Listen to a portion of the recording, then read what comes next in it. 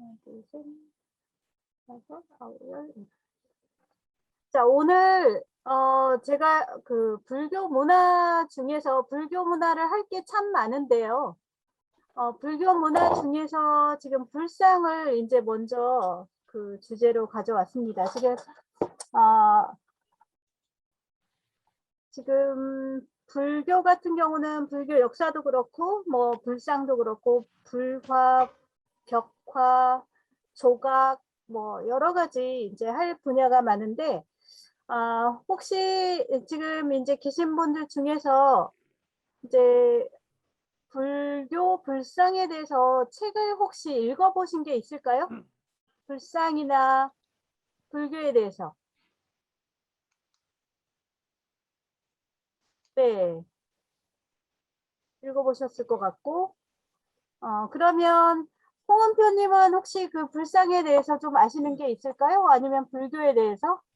네, 한국의 불상이라는 책을 봤습니다. 네. 그러면 일단 기본적으로 뭐 잘 아실 것 같고, 또 저보다도 더 잘 아실 수도 있고, 뭐 이제 일단은, 오늘 이제 제가 얘기를 하고 싶은 거는 관점에 대한 거를 얘기를 하고 싶어요. 아마 책은 여러분들이 다 읽으시니까 뭐 여러 가지 책들이 너무 많이 잘 나와 있고 해서 그 뭐 한 번씩 다 보셨을 것 같기도 하고 또 이런 답사나 이런 데를 다니셨다면 뭐 많이 또 기초가 있으실 수도 있고 이런 생각이 듭니다. 근데 이제 오늘은 완전 기초라고 생각을 하고 한번 얘기를 해보려고 하고요. 그 다음에 이제 기초를 얘기하는 데 있어서 무엇을 생각을 할지 이 부분에 대한 거를 좀 한번 생각을 해보려고 합니다. 자, 그러면 오늘 이제 그 불상에 대해서 시작을 하겠는데요. 자, 일단 첫 번째 그러면 화면 보시고 시작을 할게요. 자, 잠깐만.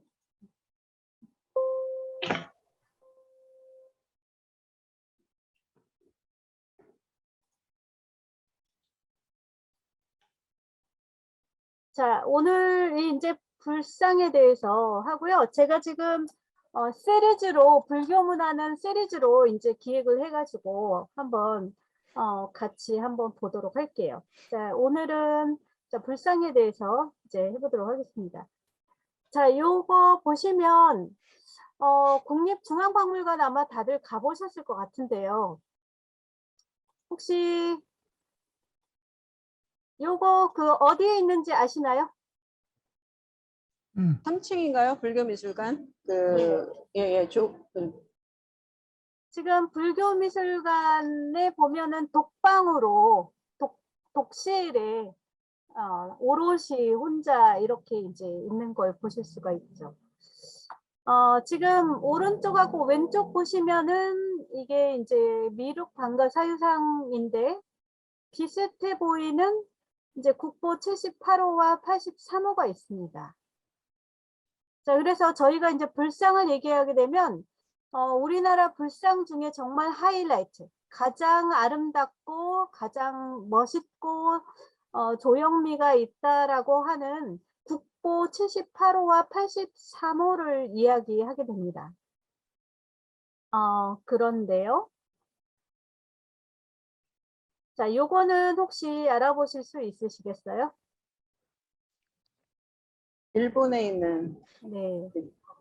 자, 왼쪽이 국보 83호, 이거는 이제 한국 거고요. 오른쪽이 국보 1호입니다. 일본의 국보 1호.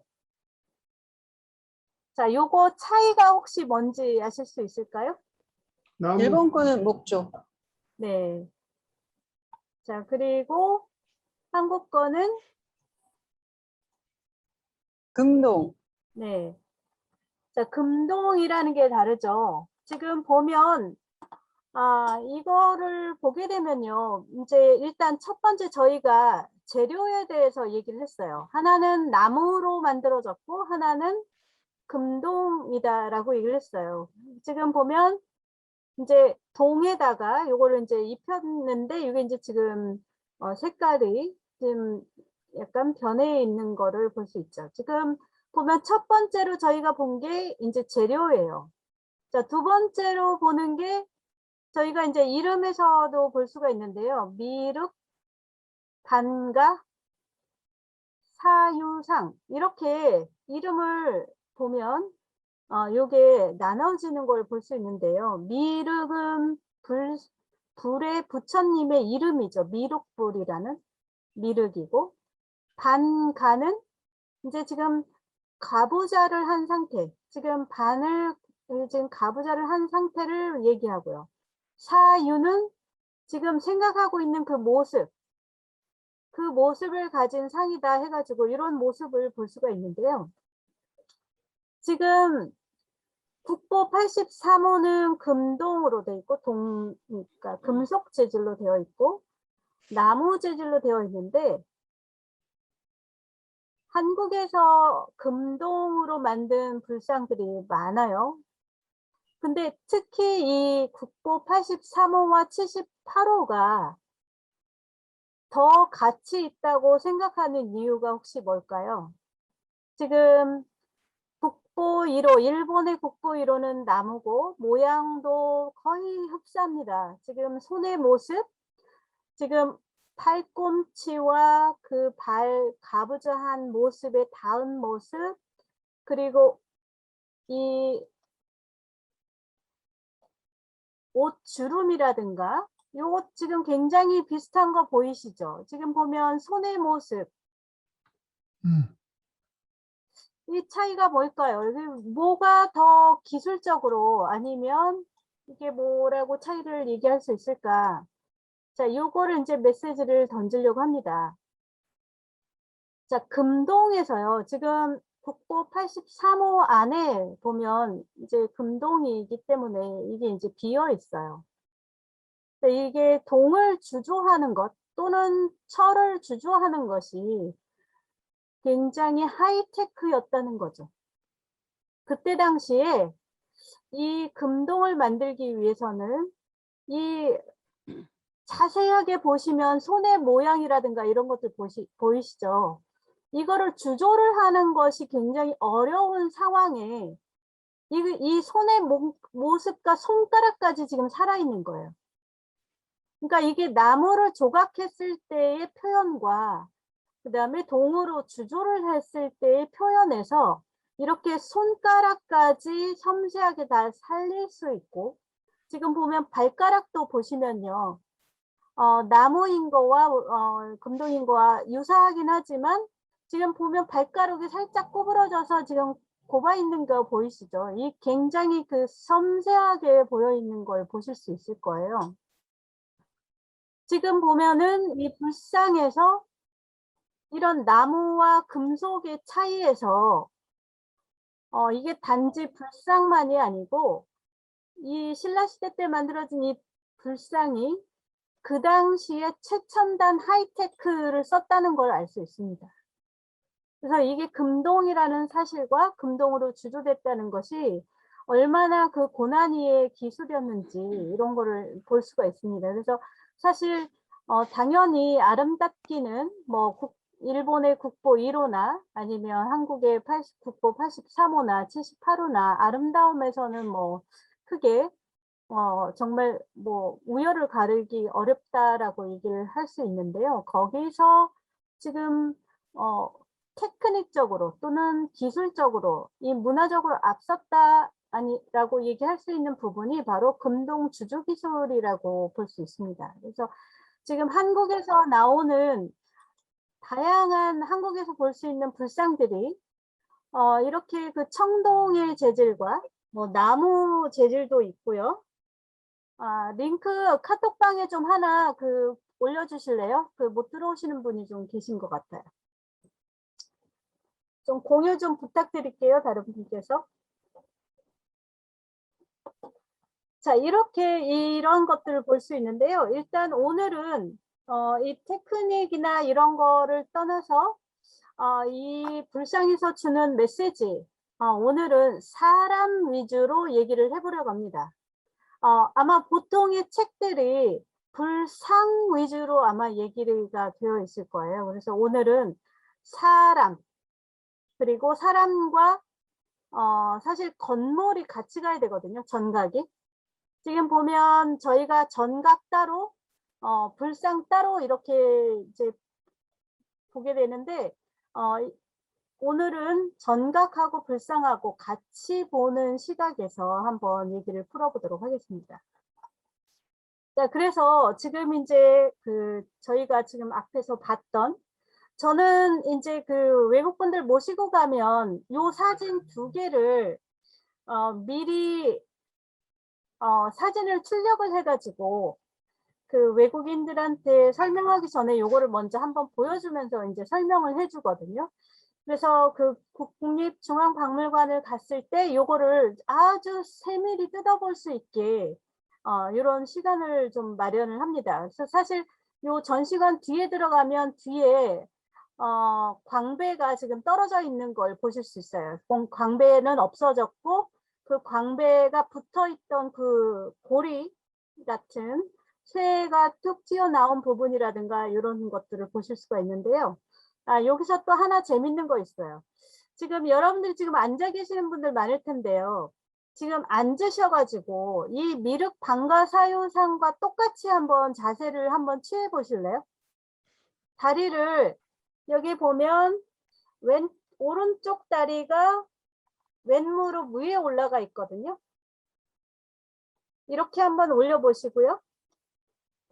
그 다음에 왼손을 발 위에, 오른발 위에 올리시고, 그 다음에 오른 손을 턱에다가 갖다 놓으시고, 무릎 위에다가 한번 이렇게 팔꿈치를 대보세요. 이게 자세가 어떠신지. 그럼 요 불상처럼 자세가 되시나요? 허리가 구부러져요. 안 되죠? 허리. 네. 네. 자, 요게 힌트입니다. 요게. 지금 이 방가사유상이 하고 있는 자세가 이게 현실적인 자세가 아니에요. 그렇죠. 이게 지금 우리가 보통 사람들은 이 팔꿈치를 이 무릎 위에 올리면 몸이 구부러지게 되어 있는데요. 이 불상은 지금 미륵 방가사유상의 그 모습은 허리가 지금 펴져 있어요. 이게 이제 현실적으로 다른 모습이고요. 그리고 또 하나 재밌는 거 있는데 로댕의 생각하는 사람 아시죠? 제가 급해가지고 그 사진을 못 했는데 나중에 이 수업 끝나고 나시면 로댕의 생각하는 사람을 사진을 찾으셔가지고 로댕의 생각하는 사람처럼 똑같이 한번 자세를 해보세요. 그게 되는지. 이렇게 반대로 해서 한대. 네. 미리 이거 얘기하면 안 되지만 제가 사진을 준비를 못한 죄로 먼저 얘기를 하면 지금 미륵 방가사유상이 인간이 가지고 있는 그 체형을 그대로 보여주지 않는 것처럼 로댕에 생각하는 사람도 그것을 따라하기가 거의 어렵습니다. 이런 이제 굉장히 아이러니한 것들이 있습니다. 자, 이따가 수업 끝나면, 이제 끝나고 나시면 한번 해보시고요. 자, 그러면 들어가도록 하겠습니다. 자, 오늘 할 것은 이제 불상이 도대체 뭔지, 그리고 불상이 어떻게 전래가 되었는지, 그 다음에 불상의 특징이 뭐고, 종류, 그 다음에 수인의 종류, 법의 양식, 명칭과 재료, 용어, 이렇게 해서 오늘 진행을 해보도록 하겠습니다. 자, 그러면 불상이란 무엇인지 한번 아시겠지만 한번 정의를 해보겠습니다. 원래 이제 그 불상은 석가모니, 부처님 모습을 그대로 본떠 만든 게 불상이죠. 원래 그 부처님이 돌아가시기 전에 유언을 했다고 해요.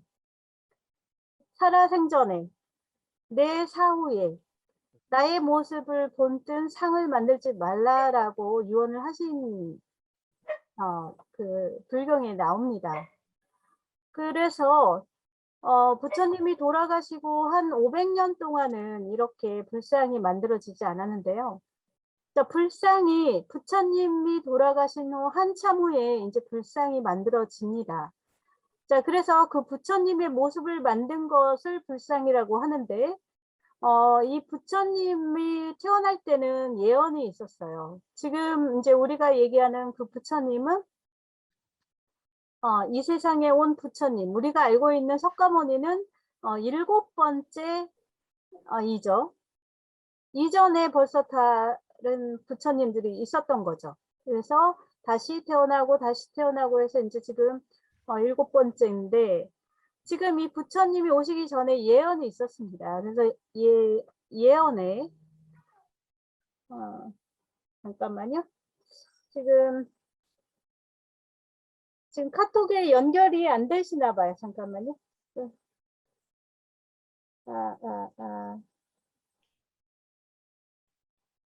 일단 제가 다시 보낼게요. 확인해서요. 번호가 뭐 네네네. 틀렸는지요. 네.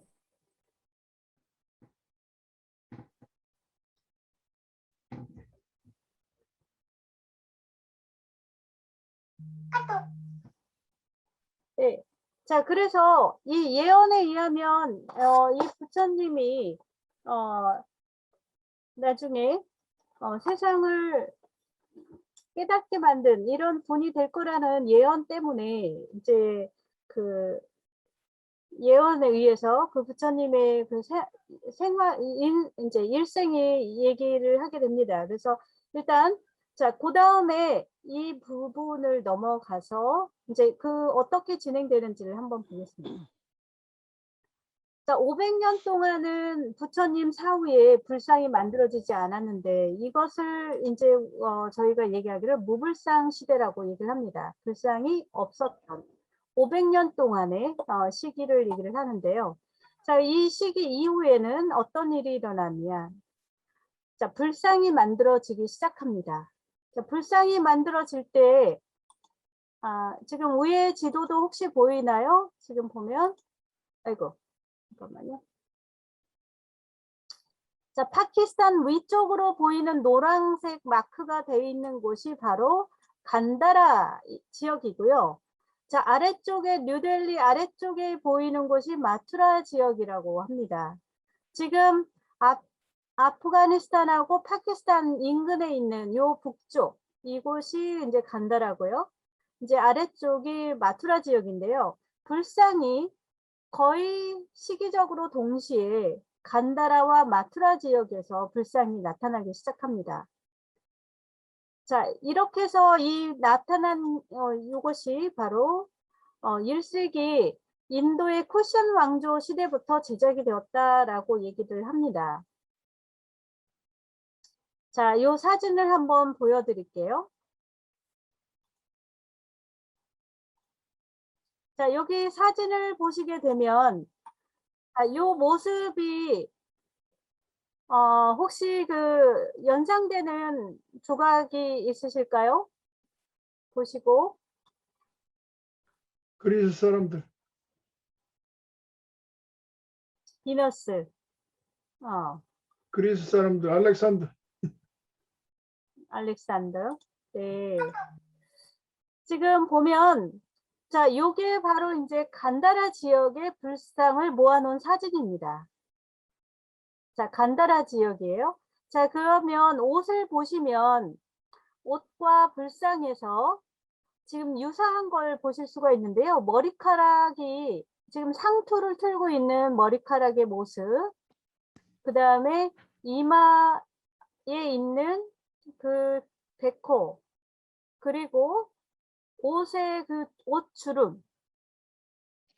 자, 이 옷주름. 자, 이렇게 해서 한번 눈여겨보시고요. 자, 그 다음 거 보여드릴게요. 자, 이렇게 그 보시는 그 모습들이 왜 이렇게 되었느냐를 이제 보여드릴 건데요. 요거는 조금 이따 다시 보여드리고요. 자, 요게 왼쪽에 보이는 게 그리스, 로마에서 볼 수 있는 저희의 그 상들입니다. 조각들인데요. 자, 요 조각과 지금 부처의 모습과 굉장히 닮았다라는 걸 보실 수가 있어요. 모습과 스타일까지. 지금 보면 이게 그 옷을 이렇게 손으로 좀 옷자락을 붙잡고 있는 게 보이시고요. 그 다음에 옷 주름이라든가 양 어깨가 덮여 있는 모습이라든가 이런 것들이 이제 닮은 형식이라는 걸 보실 수가 있어요. 자, 요거에 지금 이제 저희가 본 게 바로 간다라 양식인데요. 자, 아까 지도에도 이렇게 보여드렸어요. 여기 보시면 간다라 지역은 아프가니스탄 위쪽으로 보이는 그리스와 로마와 접경된 꼭 인근에 있는 것을 보실 수가 있는데요. 자, 그러면 왜 이 간다라 양식은 그리스와 로마의 양식을 닮았을까라는 의문이 생기게 되겠죠. 자, 그렇게 해서 아이디어를 이제 얻을 수 있는 게 바로 알렉산드로스 대왕이 이 지역을 침입을 해서 이때가 BC 2세기부터 AD 1세기에 거쳐서 이 지역에 침략을 하게 됩니다. 그래서 이 침략해서 있는 동안에 BC 2세기부터 AD 1세기니까 거의 한 300년 되겠네요. 자, 이 기간 동안에 그리스 문화가 정착이 됩니다. 그래서 이 그리스 문화의 정착, 그래서 그 중에서 그 조각, 간다라 지역의 그 조각이 제우스나 아테나, 헤라클레스, 아틀리스 같은 이런 그리스의 그 주제가 담긴 상이 영향을 받는 이런 접점이 일어납니다. 그래서 이 간다라 지역의 그 불상들은 약간 그리스의 영향을 받았다라고 볼 수가 있습니다. 자, 이렇게 해서 이렇게 닮은 꼴을 저희가 볼 수 있는 거였고요. 자, 그 다음에 요거 이제 보면 요거는 조금 다른 것을 볼 수 있는데요. 혹시 어떤 게 느껴지시나요? 요 불상들을 보시면.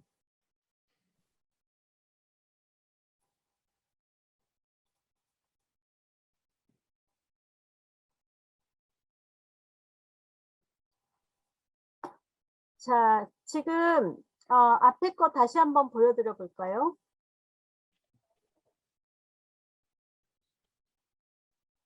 자, 요 모습인 거 하고요.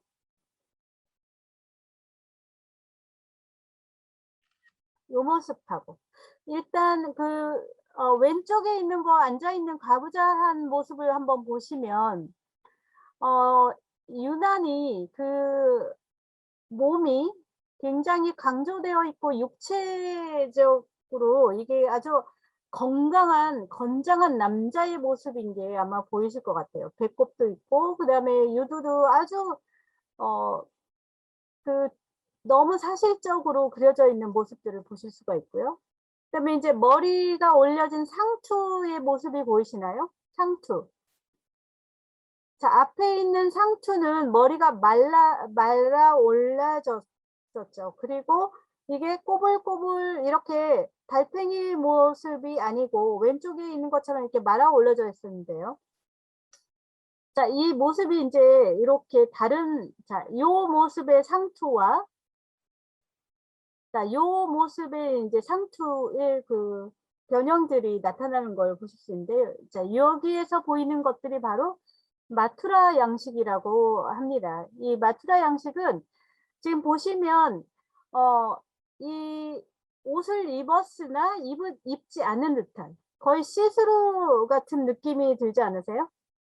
그리고 오른쪽에 있는 그 불상 같은 경우는 거의 옷을 입지 않았어요.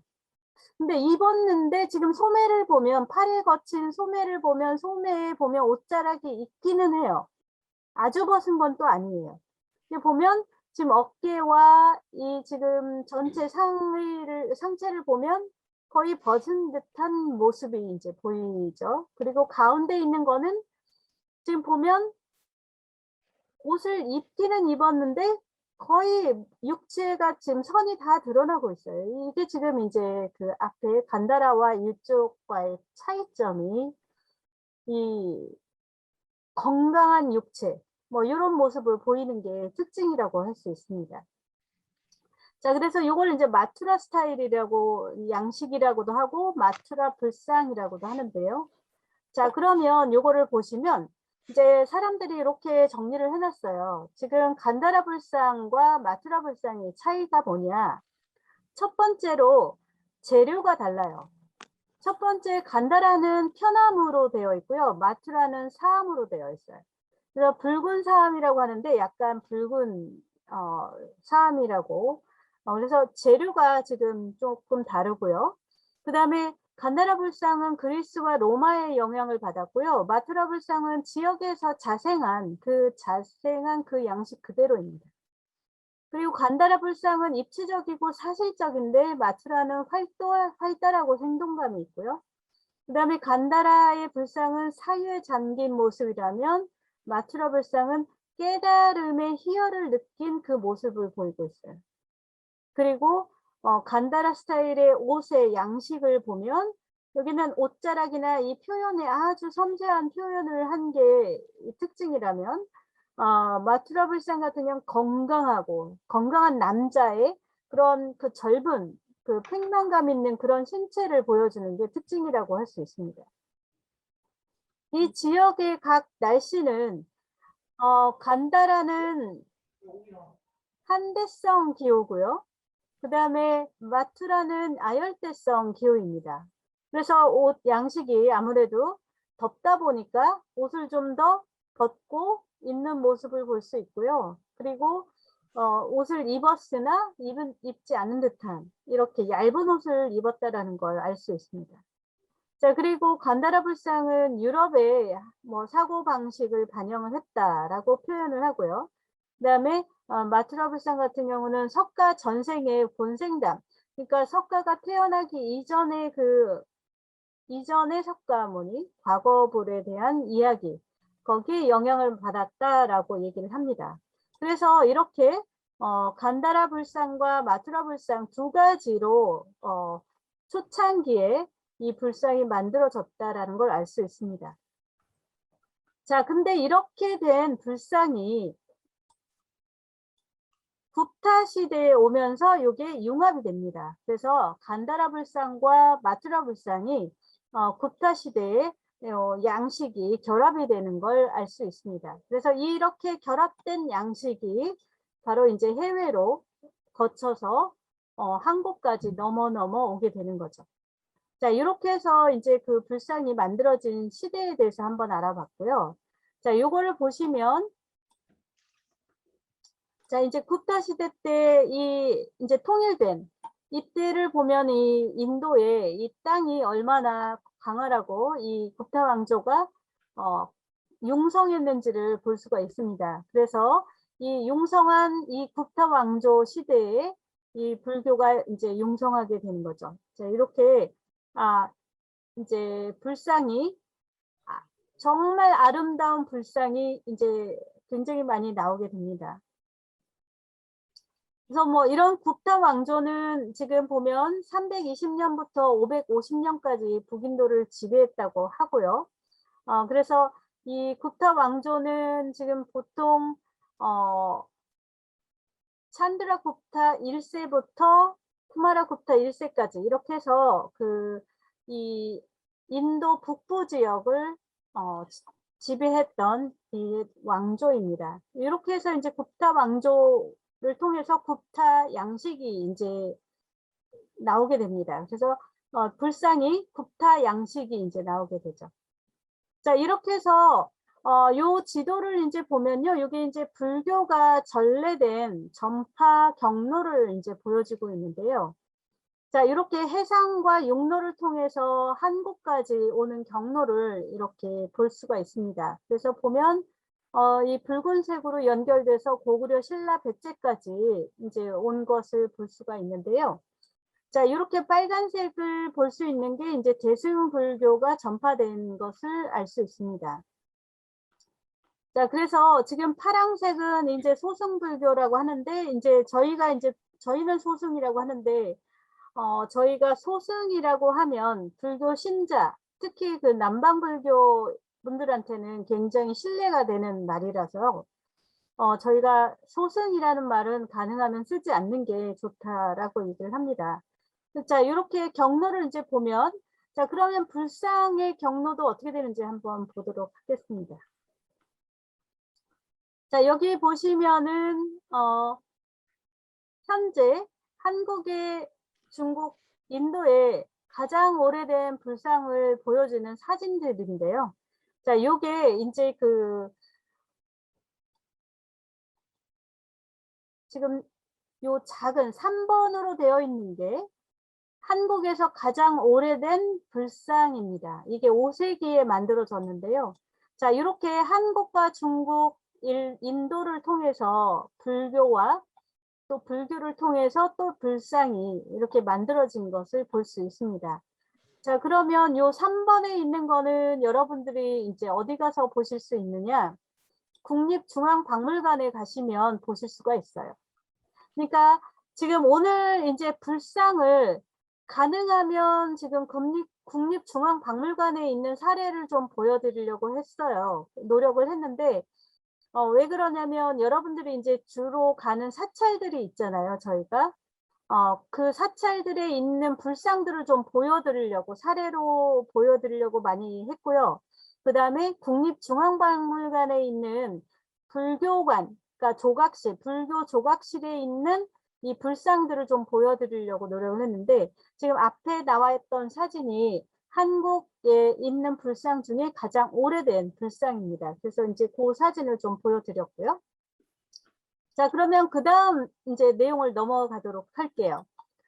지금 저희가 이제 불상이라는 걸 이제 얘기했고, 불교의 역사에 대해서도 얘기를 했어요. 자, 그러면 우리가 불상을 굉장히 많이 보게 되는데요. 그 불상을 봤을 때, 불상의 특징들이 있습니다.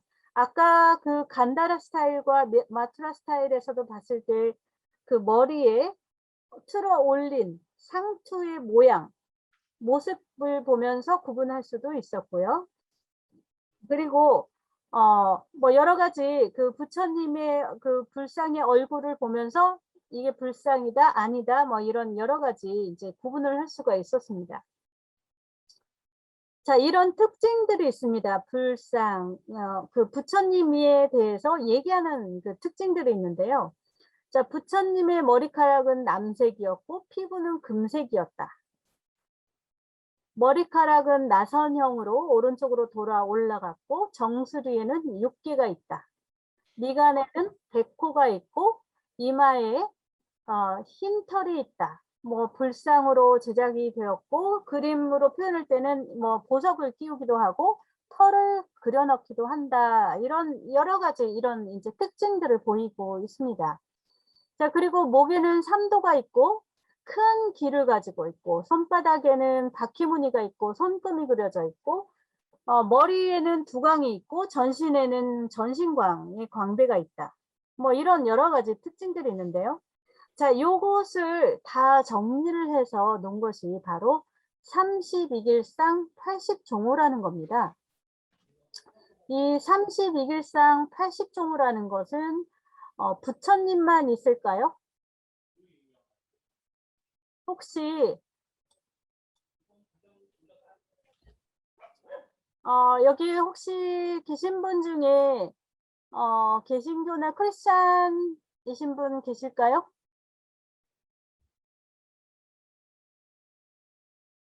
네, 크리스찬이 있습니다. 예. 네. 자, 우리가 저희 그 예수님이나 아니면 하나님을 얘기하는 게 맞네요. 하나님을 얘기를 할 때 하나님을 특징하는 특징들이 있는데 혹시 그거 들어본 적 있으세요? 무슨 조각 같은 데서 말씀이세요? 네네, 예. 그러니까 우리가 이제 지금 불상에 대해서 얘기를 하고 있잖아요. 부처님의 그 인성, 그러니까 부처님이 가지고 있는 사람 인체적인 특징과 인성에 대한 특징을 나타내는 게 있는데요. 그게 바로 32길상 80종호라고 해요. 그런데 크리스찬에도 이게 있습니다. 그 하나님을 이렇게 나타내는 이 성격과 이것을 나타내는 게 있고요. 또 이슬람교에서도 이게 있습니다. 그래서 지금 제가 그 조금 여유가 됐으면 그것까지 같이 비교를 해드렸으면 좋았을 것 같은데 약 100여 개의 그 성격들과 특징들을 나타내는 것들이 있습니다. 지금 약간씩 그 무슬림과 이 크리스찬은 개수가 좀 다르긴 한데요. 그거를 제가 찾게 되면 카톡이나 카페에다가 참고 자료를 올려놓을게요. 한번 나중에 흥미롭게 한번 봐주시면 좋을 것 같습니다. 자, 이렇게 네. 그 부처님을 그 특징적으로 이렇게 표현하는 게 32길상 80종호라는 건데요. 이것은 꼭 모양만을 얘기를 하는 건 아니고 성품이나 인성 뭐 이런 특징들을 같이 이제 설명하고 있습니다. 자, 그런데 이 32길상과 80종호라는 특징을 불상에다 다 담지는 못해요. 어떤 경우는 좀 형이상학적이거나 아니면 이제 보이지 않는 것을 표현을 했기 때문에, 그래서 보통 이 불상에서 이 특징들을 나타낼 때는 한 6가지에서 7 정도를 표현한다고 합니다. 근데 이제 이걸 불상을 제작하시는 그 장인에 따라서 어떤 특징을 어떻게 넣을 것인가에 대해서는 이제 사실 제각각 다르다는 거죠. 그래서 보통 우리가 흔히 얘기하는 불상의 특징은 이 32길상 80종호에서 한 6가지에서 7가지 특징만 뽑아내서 불상을 만든다는 거예요. 자, 그러면 6가지에서 7가지 특징이 뭔지를 알면 뭐 이해가 이제 좀 되겠죠. 자, 그래서 뭐 이런 것들을 중심으로 해서 이제 여러분들이 한번 불상을 바라보면 될 것 같습니다. 자, 그래서 이런 이제 불상의 특징이 있는데요. 자, 여기 보시면 피부는 금색이었다. 자, 요거 빨간 줄을 한번 쳐볼까요? 자, 피부가 금색이었대요. 그러면 불상이 지금 한번 떠오르시나요? 지금 한국에 있는 불상 다 무슨 색이에요? 금색이 많죠. 금색이 많죠? 자, 왜 금색이느냐가 바로 요겁니다. 지금 피부가 금색이었다라고 되어 있죠?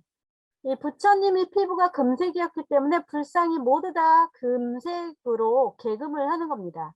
그러니까 청동으로 만들던, 나무로 만들던, 흙으로 만들던, 일단은 그런 형태의 그 불상들은 금색을 칠한다는 거야. 그래서 금색을 칠하기 위해서 청동인 경우는 청동을 만든 다음에 그 위에다가 금박 있죠, 금종이를 다 메꿔서 그 금 형태로 만드는 거예요. 자, 이렇게 해서 금을 사용하게 되는 거죠. 물론 철조라든가 그 다음에 밖에 있는 석조인 경우는 거기다가 금을 씌우지는 않아요. 아마 많이 비싸서 뭐 그런 걸 할 수 없을 수도 있었을 것 같은데, 지금 보면은 이 피부가 금색이었다라는 걸 보시면 대부분의 그 불상이 금색으로 이렇게 덮여져 있고 칠해져 있는 걸 볼 수가 있는데, 자, 이런 이유입니다. 자, 그리고 그 보면 백호라고 되어 있고요. 백호에 보면은 흰 털을 넣거나 흰 털을 그리거나 또는 미간에 보석을 끼우거나 한다고 했었죠. 자, 그러면 저희가 보석을 끼운 형태가 어디에 있었을까요? 사례가.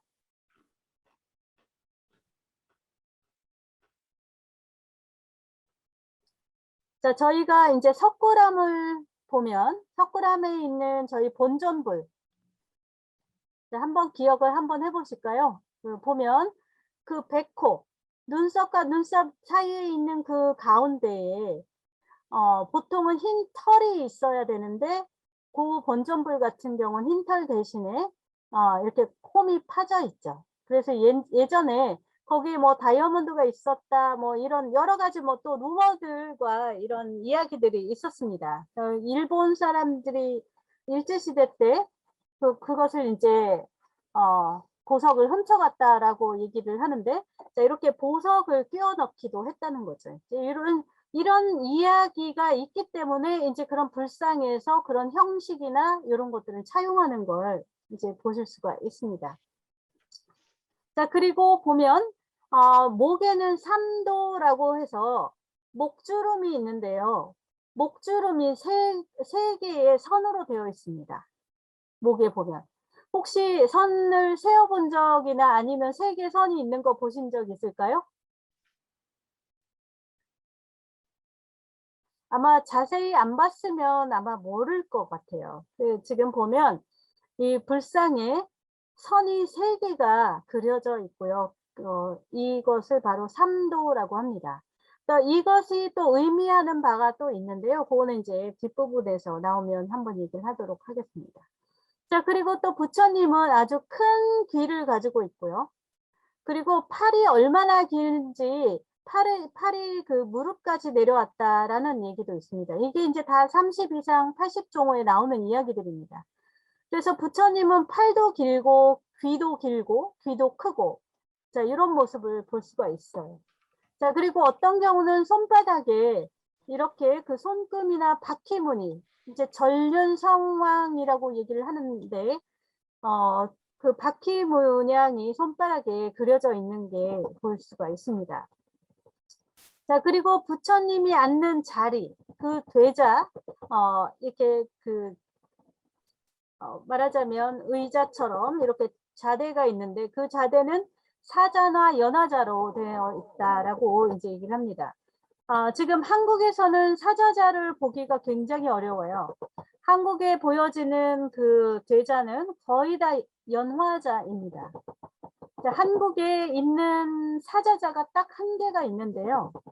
근데 그것조차도 지금 뭐 여러 가지 이견들이 많이 있습니다. 그래서 지금 일반적으로 얘기를 한다면 보통 대자는 연화자다라고 볼 수 있고요. 연꽃 모양으로 연꽃을 한 겹이냐 2겹이냐 아니면 그리고 꽃잎이 위로 솟았느냐 아래로 내려갔느냐 이런 거 가지고 양식을 나눕니다. 그래서 그거를 앙연하냐 복연하냐 뭐 이런 식으로 이제 설명을 하는데요. 자, 이런 형태의 그 모든 것, 이 불상을 결정하는 형태, 특징들이 바로 다 이 32길상 85종호를 기반으로 해서 나왔다라고 이제 이해를 하시면 될 것 같습니다. 자, 이 내용에는 보면 이런 것도 있습니다. 자, 한번 뭐 이게 뭐지 할 수도 있는데요. 한번 볼게요. 그래서 32길상 또는 32상 뭐 이렇게도 얘기를 하고요. 80종호라는 거는 이제 근본 도상이라고 해서 부처님의 그 원래 모습이다라고 얘기를 합니다. 그래서 팔과 다리, 손, 그 다음에 신체의 모양과 인성 뭐 이런 것을 표현을 하고요. 자, 여기 보면은 발바닥이 평평하다 이렇게 되어 있죠. 저희가 흔히 얘기하는 우리가 그 축구 선수 중에 박지성이 이런 발바닥을 가지고 있죠. 왜 사람들이 평발. 네, 평발이요. 부처님이 평발이었습니다. 이렇게 이제 평발이라는 게 보이고요. 그리고 발꿈치가 풍만하다. 그리고 또 발바닥에 바퀴 문양이 있고, 그리고 발등은 두텁고, 손가락이 길고, 그 다음에 손이 얼마나 길은지 무릎까지 온다. 그래서 이게 지금 부처님의 그 팔이 불상을 보면 이 팔이 얼마나 긴지 아주 쭉쭉 길쭉길쭉합니다. 이제 이게 바로 다 여기에서 나온 거고요. 자, 그리고 손과 발가락에 물갈퀴 같은 막이 있다라고 되어 있는데요. 이것은 이렇게 표현은 되어 있지만 불상에서는 거의 표현을 못한다고 합니다. 그래서 이것은 이제 이렇게 그 글로 여기 표현은 되어 있지만 불상에서 이것을 반영하는 것은 뭐 이제 거의 볼 수 없다라고 보시면 될 것 같고요. 그다음에 이제 손발은 유연하다. 뭐 근데 이거는 이제 표현할 수가 없죠. 불상에서는. 근데 그렇다 이런 거죠. 자, 그리고 신체 이제 몸을 보면요. 정강이와 장단지가 사슴의 다리처럼 섬세하고 원만하대요. 자, 이거를 뭐 어떻게 표현을 할까요? 이제 사실 표현하기 어렵죠. 불상에서는. 그러나 이제 부처님이 이렇다라고 얘기를 하고요. 그 다음에 이거 굉장히 흥미로운데 양쪽 겨드랑이에 살이 너무 충만해서 오목한 곳이 없대요. 그러니까 이렇게 얘기하면 우리가 흔히 사람들이 보면 이렇게 팔 안쪽에 겨드랑이가 이렇게 온폭 파여 있는데 이제 이 부처님은 이게 없다는 거고요. 몸과 얼굴이 사자와 같다. 지금 사자로 표현을 하고 있습니다. 그래서 보통 우리 얘기할 때 사자후라는 말을 쓰기도 하죠. 자, 그래서 사자가 여기서 나오는 거고, 그래서 부처님의 아까 자대가 두 가지 종류가 있다고 했죠. 사자자, 사자대자와 연화자가 있는데, 그래서 이렇게 사자의 그 상징을 쓰고 있는 겁니다. 그런데 한국에는 사자가 없잖아요. 사자라는 동물이 한국에는 원래 없어요. 지금도 없고, 동물원에 이제 수입해온 동물원에 그 사자가 있지만, 자, 그렇기 때문에 이 한국에서는 사자자의 모습을 한 그 돼자를 보는 게 어렵지 않았나라는 생각이 듭니다. 그래서 이 사자자가 이런 상징을, 사자가 상징을 갖고 있는데, 이렇게 그 돼자에서 상징성을 쓰고 있습니다. 자, 그리고 이런 사슴이나 사자가 인도에서는 신성했던 동물이라고 하고요. 그다음에 이제 털구멍마다 청색의 털이 있다라고 되어 있어요. 청색의 털이 있다. 근데 이거를 이제 표현할 수는 없죠. 그래서 이런 것도 불상에서 표현을 하지는 못하지만 뭐 그렇다라고 얘기를 하는 거고요. 그다음에 털끝이 오른쪽 위로 솟아 있다. 뭐 이런 내용도 있고요. 피부가 아주 매끄럽다. 그리고 치아가 보면 보통 사람보다 8개가 더 많은 40개의 치아가 있다. 이런 얘기도 있어요. 이거는 불상에서 표현하기가 어렵죠. 뭐 그렇다라고 보시면 될 것 같습니다. 그리고 어깨가 둥글다. 자, 그리고 신체가 똑바로 서 있다 그랬죠. 아까 저희가 방과 사유상의 모습을 한번 따라 해봤잖아요. 우리가 이거를 그대로 모양을 해보니까 허리가 굽었죠, 저희는. 근데 그 불상에서는 허리가 꼿꼿이 서 있었거든요. 이렇게 보면 신체가 아주 그러니까 위풍당당하고 반듯한 자세인 것을 볼 수가 있고요. 정수리에는 6개라는 게 있고, 뭐 이제 미간에 흰 털이 있고, 자, 그리고 항상 빛을 발한다라는 얘기가 있습니다. 빛이 나온다. 자, 요게 바로 광배입니다. 이게 이제 그 우리가 기독교에서도 그렇고 불교에서도 그렇고 우리가 성인이나 그런 신들 이런 거를 표현을 할 때는 그 몸에서 빛이 나오는 걸 표현을 하잖아요. 그래서 그거를 이제 뭐 영어 같은 거에 헬로우라고도 하고 그런 빛이 나오는 거. 자, 이런 빛이 나오는데 그 빛이 무슨 색이냐? 금빛으로 나온대요. 금빛. 그래서 이렇게 그 금빛으로 빛난다라는 표현이 계속 나오고 있습니다. 그러니까 몸도 금색이고 또 부처님 몸에서 나오는 빛도 금색이고, 자, 그래서 금색을 쓸 수밖에 없게 이렇게 나옵니다. 자, 그리고 이 어금니가 희다, 혀가 길다, 목소리가 아름답다, 뭐 이렇게 기타 등등. 자, 이 30 이상 80종호를 다 들여다보면 뭐 이런 정말 이제 하나같이 훌륭하다, 뭐 아주 신체가 훌륭하고 인성도 훌륭하고 일반인과 다른 성격을 가지고 있다라는 것을 계속 강조를 하는 내용들이 나옵니다. 그래서 일반인과 다른 정말 특별한 분이다라고 표현을 하는 것이죠. 자, 이렇게 해서 이게 이제 30 이상 80종호에 대해서 한번 몇 개를 이제 보여드렸고요. 자, 그러면 저희가 이제 그 불상에 대해서, 종류에 대해서 이제 얘기를 해볼 건데요. 자, 저희가 부처님을 얘기를 할 때는 불이라고 얘기를 합니다. 그리고 또 우리가 또 보살이라는 것도 있어요. 보살. 그리고 또 우리가 이렇게 그 절에 가보면 이 불상만, 부처님만 있는 게 아니고 부처님의 제자도 있고, 그 다음에 여러 그 보살도 있고, 근데 부처님도 또 한 명이 아니고 여러 명이 있어요. 이게 굉장히 헷갈리는 거죠. 아, 도대체 왜 이렇게 되는가? 이런 거를 이제 한번 생각을 이제 해보면, 자, 우선 시작하기 전에 제가 이제 그 불교에서 중요하게 생각하는 것을 먼저 보여드리고 이제 넘어가요. 그리고 나서 불상에 대해서 얘기를 해볼게요. 자, 불교 사찰에서 저희는 사실 이런 모습을 잘 보지는 못할 거예요.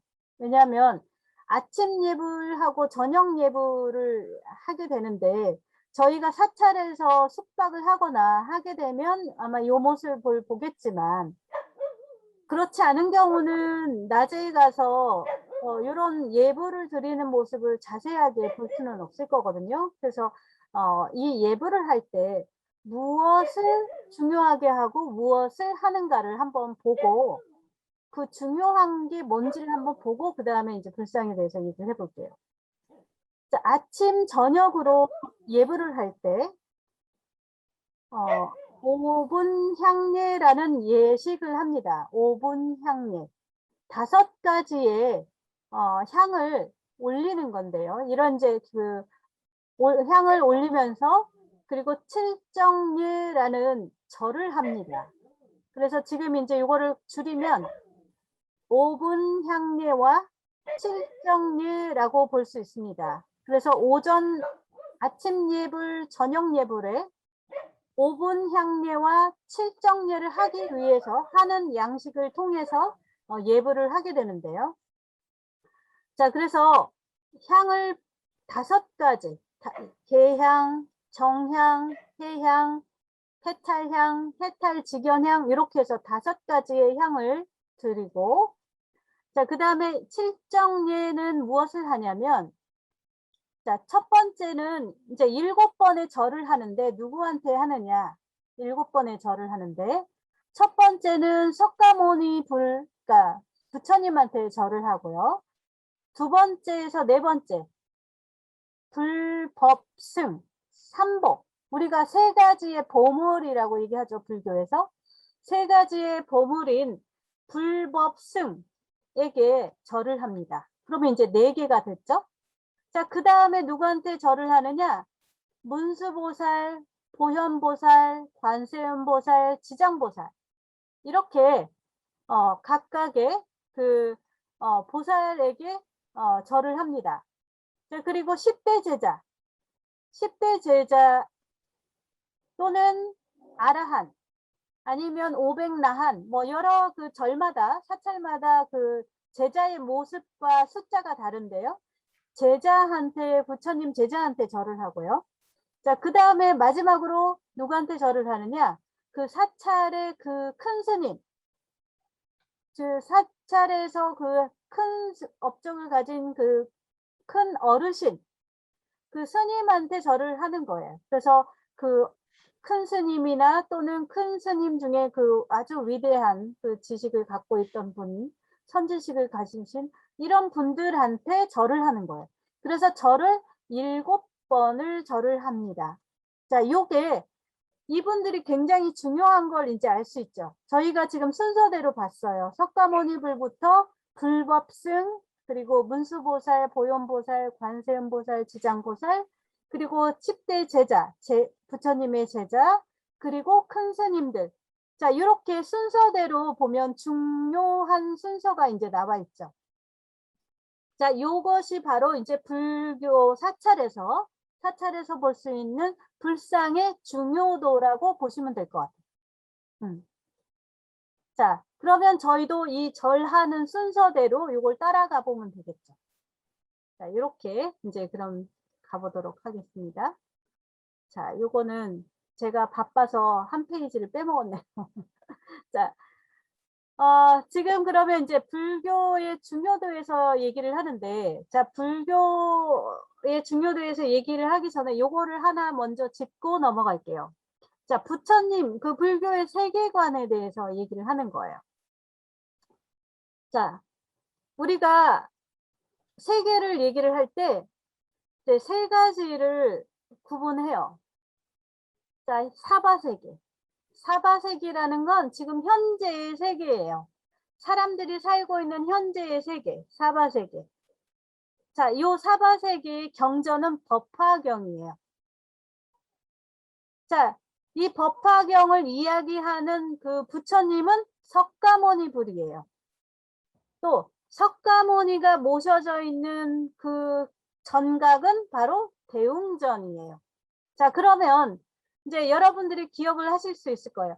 자, 우리가 어느 절에 갔는데 절에 대웅전이라고 써 있어요.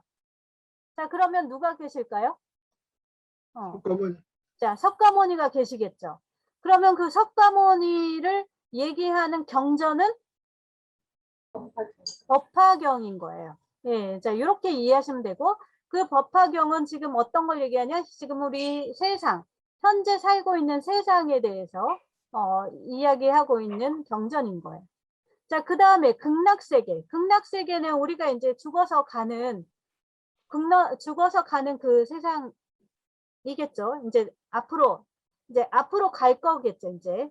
자, 그러면 죽은 다음에 갈 거니까. 자, 그러면 이 극락세계의 경전은 바로 아미타경이 되는 거고요. 자, 아미타경이니까 누가 있어야 돼요? 아미타불이 있어야 되는 거예요. 그러면 이 아미타불이 살고 계신 그 집, 정각은 극락전이 되는 거예요. 그러니까 여러분들이 극락전을 봤다, 절에 갔는데, 아, 어디 갔더니 극락전이 있더라. 극락전에는 그럼 누가 계시냐? 아미타불이 계신 거예요. 아미타불이 계신 거는 경전을 어디에 근거해서 만들었다? 아미타경에 근거를 해서 만들었다. 이렇게 이해를 하시면 되는 거예요. 자, 그리고 또 하나 있어요. 아주 중요한 거. 연화장세계. 연화장세계. 자, 이 연화장세계가 우리가 한국에 있는 사찰에 가면요. 아, 연화장 굉장히 많이 얘기를 해요. 이 연화장세계. 자, 이게 부처님이 살고 있는 그 어딘가예요. 부처님이 계신 곳 그 어딘가. 자, 이 연화장세계를 얘기하는 곳, 이 경전은 바로 화엄경이에요.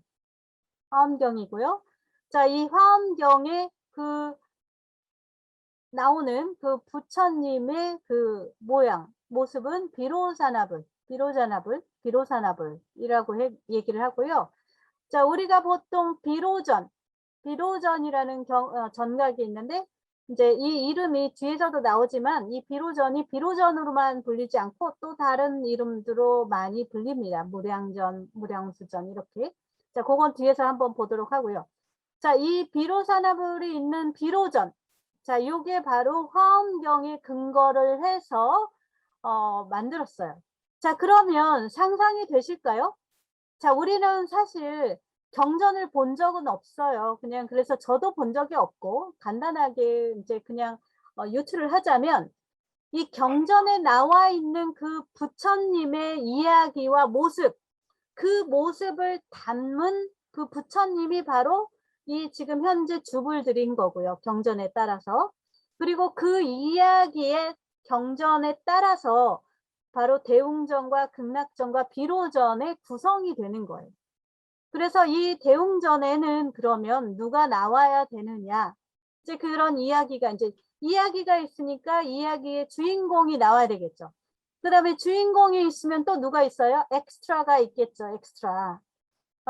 이제 이거를 또 보조해주는 보조 연기자들이 있겠죠. 이렇게 이제 이런 것들을 누구라고 하냐면 이제 저희가 협시보살이라고 해요. 이 부처님 옆에 엑스트라처럼 이렇게 보조를 해주는 자 이런 협시보살들이 바로 이제 각각의 부처님 그 주불 옆에 각각의 역할을 가진 분들이 나오게 됩니다. 자 이렇게 해서 이제 이 경전과 이 전각과 부처님의 이 모습을 매치를 시켜야 이야기가 연결이 이제 되는 거예요.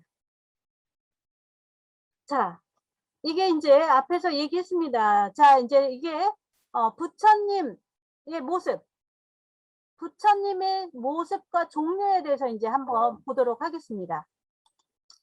자, 부처님의 모습, 우리가 제일 많이 알고 있는 게 석가모니죠. 석가모니. 자, 석가모니라고 하는데 석가모니가 이름일까요? 뭘까요? 부처라고 우리가 얘기를 하잖아요. 부처, 붓다. 근데 이거 또 갑자기 석가모니지? 석가족이었어요. 네. 시다마 고달타가. 네. 자, 원래 부처님의 이름은 고타마 시탈타 부다였어요. 고타마 시탈타 부다. 그래서 보통 우리가 얘기할 때 시탈타라는 말도 많이 쓰고요. 시달타 왕자, 뭐 부다 이렇게 얘기를 합니다. 그래서 줄여가지고 부다라고 얘기를 하는 거죠. 그 부다라는 산스크리트어가 한문으로 이게 음역이 되면서 석가모니 불 이렇게 해서 불로 바뀐 거예요. 그래서 불 또는 부처 이게 이제 산스크리트어에서 바뀐 말이죠. 근데 또 다른 호칭이 있는 거예요. 그 호칭이 뭐냐면 석가모니라고 있어요. 석가는 지금 얘기하신 대로 우리 정원쌤이 얘기하신 대로 석가족이라는 그러니까 인도에 굉장히 많은 부족들이 이제 있는데 그 중에 한 부족이 석가족이었던 거죠. 근데 석가족 중에서 굉장히 지혜로운 현명한 사람 그래서 무니라는 뜻이 원래 산스크리트에서 현명하다, 지혜롭다라는 뜻이에요. 그래서 석가족에서 지혜로운 사람이라고 했고 석가모니가 된 거예요. 그러니까 어떻게 말하자면 별칭인 거죠. 원래 정식 이름은 부다인 거예요. 고타마 시탈타 부다 이렇게 이게 정식 명칭이고요. 이름이고요. 석가모니는 말하자면 별칭, 호칭으로 부르는 말입니다. 그래서 이렇게 명칭이 다른 걸 보실 수가 있는데 자 이렇게 석가모니를 모신 그 전가 자 아까 저희가 대웅전이 있었고요. 또 대웅보전이 있고요. 영산전이 있고요. 팔상전이 있어요. 이렇게 석가모니를 모신 그 전각의 이름이 대웅전, 대웅보전, 영산전, 팔상전 이렇게 부르고 있습니다. 자, 이렇게 해서 여러분들이 혹시 사찰에 갔을 때 우리 절에 갔더니 거기 이름이 팔상전이야. 그러면 누가 계신 거예요? 석가모니가 계신 거예요. 그러면 한번 예를 이제 보도록 할게요. 자, 제가 이거 현판만 이렇게 모아봤어요. 자, 똑같이 석가모니가 계신 곳인데요. 대웅전. 자, 이게 첫 번째 왼쪽에 보이는 게 조계사의 대웅전이고요. 자, 불국사의 대웅전이에요. 자, 그러면 똑같이 대웅전이니까 석가모니가 모셔져 있다라는 걸 알 수 있죠. 이게 말하자면 이름표인 거예요. 이름표. 한옥에서는 당호가 되겠죠. 당호. 이제 집마다 건물마다 이름을 하나씩 붙여주듯이. 자 그리고 또 다른 게 있어요. 대웅전인데 여기는 보자가 하나 더 들어가 있어요. 대웅보전이라고 되어 있어요. 자 대웅이라는 뜻은 영웅이라는 뜻이죠. 우리의 영웅. 근데 대웅보전은 영웅인데 또 보물 같은 영웅이에요. 이런 그래서 대웅보전이라고도 쓰고요. 그 다음에 영산전인데요. 저희 아마 여러분들 통도사는 투어로 가실 기회가 많이 있으실 거예요. 부산 쪽에 가시거나 하게 되면 경주 쪽에서 가시거나 이렇게 통도사를 가실 기회가 있을 텐데 거기 가시면 이렇게 영산전이라고 써 있는 걸 보실 거고요. 자 그리고 요 밑에 있는 영산전은 어딘가 자 보면 마곡사 자 공주 마곡사도 요게 있는 걸 보실 수가 있습니다. 자 통도사 마곡사 자 여기 뭐로 지정이 되어 있을까요? 그저께 갔다 왔어요. 이게 뭘로 지정이 되어 있나요? 유네스코의 산사 7개 중에 등록되어 네. 있습니다. 맞아요. 자, 우리 그 사찰이 굉장히 많은데요. 산사 중에서 7개의 사찰이 산사와 승원과 승지 해가지고 되어 있는데 이 통도사, 마곡사가 지정이 되어 있습니다. 자, 또 팔상전, 법주사, 범어사 자, 이렇게 팔상전이라는 걸 보실 수가 있죠. 자, 이렇게 모두 대웅전, 대웅보전, 영산전, 팔상전 다 석가모니 부처님을 모셔놓은 것이 바로 이런 이름들을 갖고 있는 정각입니다. 잠깐 채팅창 좀 봐주세요. 네.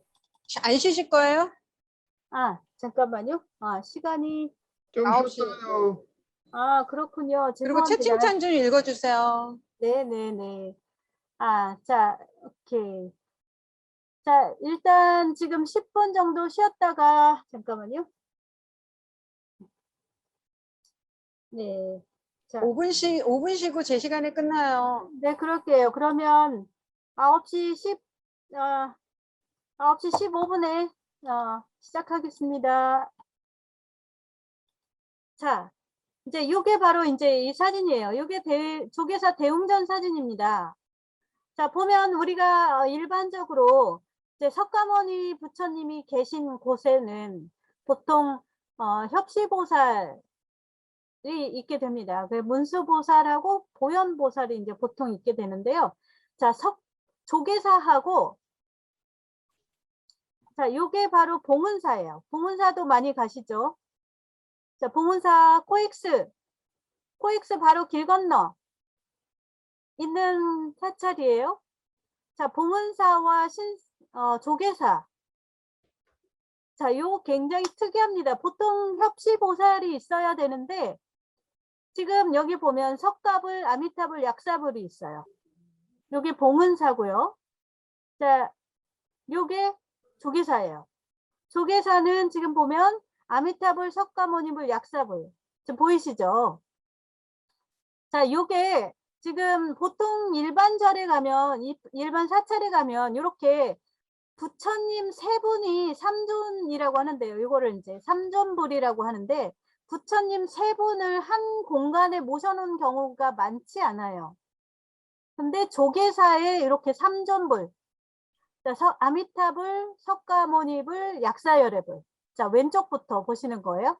그러니까 왼쪽부터 아미타불, 그다음에 가운데가 석가모니불, 오른쪽이 약사열애불 이렇게 있고요. 봉은사 대웅전에 가면 자, 크기는 좀 다르죠. 예, 조계사가 훨씬 더 웅장한데요. 자, 이렇게 석가불, 아미타불, 약사불 이렇게 있습니다. 자, 가운데 있는 부처님을 저희가 본존불이라고 해요. 본존불. 자, 그리고 보통 보살인 경우는 협시불이라고 하는데 지금 조계사와 봉은사는 협시보살이 아니고 부처님 세 분을 모셔놓은 거예요. 자, 이런 경우 삼존불이라고 하고요. 이렇게 이제 모셔져 있습니다. 이게 대웅전 안에 이렇게 모셔져 있는 거예요. 자, 그 다음 이제 이런 것들을 보실 수가 있는데 자, 보통 선종에서 이제 요 석가모니불을 본전불로 모시고요. 자, 그래서 본전불 중심이 되는 그 불상을 모셔놓은 거 그게 바로 주 건물이라고 해서 주전이 됩니다. 그래서 대웅전이 중심이 돼요. 불교 사찰의 중심. 건물을 지을 때 사찰을 지을 때 바로 주전이 중심축이 되는 거예요. 자, 이렇게 되는 거고요. 그래서 요것을 이제 하는 건데 이 석가모니 불은 자, 어떤 경우에 이제 이렇게 되느냐 이야기가 있는데요. 자, 석가모니가 원래 이제 고행을 하고 나서 정진에 들어갔다가 깨달음을 얻었을 때 그때 바로 그 마귀들 사마라고 하는데요. 마귀들이 부처님을 공격을 합니다. 그때 공격을 했을 때 그 부처님이 손을 딱 들어서 무릎에 딱 이렇게 손을 딱 내리는 거 그게 바로 항마가 되는 거예요. 마귀를 무찌른 그 모습을 한 손 그게 항마촉지인이 되는데요. 그 모습을 한 그 부처님이 바로 석가모니 불이 되는 거예요. 그래서 마귀를 무찌른 영웅이다 해가지고 그래서 영웅이 되는 거고요. 그래서 대웅전이 되는 거예요. 자, 이렇게 되는 거고요. 그래서 보통 이제 부처님 석가모니는 양쪽에 시중을 들은 도와주는 그 협시보살이 있는 게 보통인데 보통은 문수보살, 왼쪽에 문수보살, 오른쪽에 보현보살을 봉안을 합니다. 자, 이런 게 이제 일반적인데요. 보통 대웅전에는 이제 석가모니를 모시고 그 뒤에 그림을 걸어 놓습니다. 그림을. 자, 그걸 이제 부처님 뒤에 거는 그림이라고 해서 호불탱화라고 하고요. 석가모니 호불탱화에는 협시보살인 문수, 보현, 제화갈라나 또는 미륵보살을 모시고 그 뒤에 10대 제자들이 그림에 그려집니다. 자, 이런 배치 구도를 갖습니다. 이 배치 구도를 갖는 거는 다 어디에 나오는 거냐? 법화경에 나오는 이야기들을 중심으로 해서 이 스토리가 만들어진 거를 그림을 구성을 한 거예요. 이렇게 됩니다. 자, 그 다음에 이제 보는 게 아미타불이고요. 아미타불이 모셔져 있는 불상은 극락전, 극락보전, 아미타전, 무량수전, 무량광전 뭐 이렇게 얘기를 합니다. 자, 이런 다른 이름이지만 아미타불이 모셔져 있다라는 걸 보실 수가 있고요. 자, 아미타불은 어떤 경우냐? 극락에서 정말 평화로운 미움도 없고 배고픔도 없고 고통도 없는 인간이 가질 수 있는 모든 그 고통들이 없어진 그런 상태를 나타내는 그것을 얘기를 하고요. 그래서 그걸 극락 세계를 나타내는 그것을 아미타불이라고 합니다. 자, 지금 여기서 제가 한 가지만 얘기를 하려고 하는데요. 이 극락이라는 걸 아미타불이 있는 극락이라는 거를 다른 한자로 안양이라고 해요. 안양. 자, 안양하면 혹시 떠오르는 데 있으세요? 경기도 안양. 경기도 안양. 자, 안양문, 안양문, 한자가 불국사. 안양하고 똑같은가요? 네, 한자같이, 안양사가 있었대요. 자, 안양이 뭐냐? 극락이에요. 극락. 자, 안양에 저희 불국사 가면 뭐가 있죠? 안양문 있어요. 네, 안양문 있죠. 맞아요. 자, 안양이라는 이름이 그래서 나온 거예요. 자, 안양루가 있고, 안양문도 있고, 안양교도 있고. 자, 이런 이름들이 왜 나왔냐? 이게 극락, 아미타불이 있는 그 세계. 자, 그러면 아미타불이 있는 세계로 가려면 안양문을 지나서 안양루를 거쳐서 이렇게 갑니다. 자, 이렇게 극락, 아미타불을 얘기를 하려니까 안양문이 나오는 거예요. 안양이라는 게 나오고. 불국사에 가면 안양루가 있습니다. 자, 이렇게 단어를 보시고 연상하실 수가 있을 것 같습니다. 자, 그래서 극락전에 가면요. 자, 아미타불은 협시보살을 누구로 쓰느냐? 관세음 보살하고 대세지 보살을 씁니다.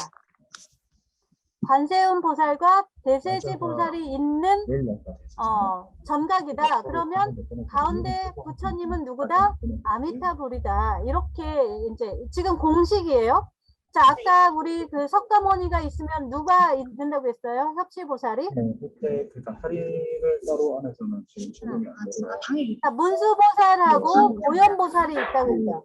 자, 석가모니 부처님은 문수보살과 보현보살이 있습니다. 협시보살로.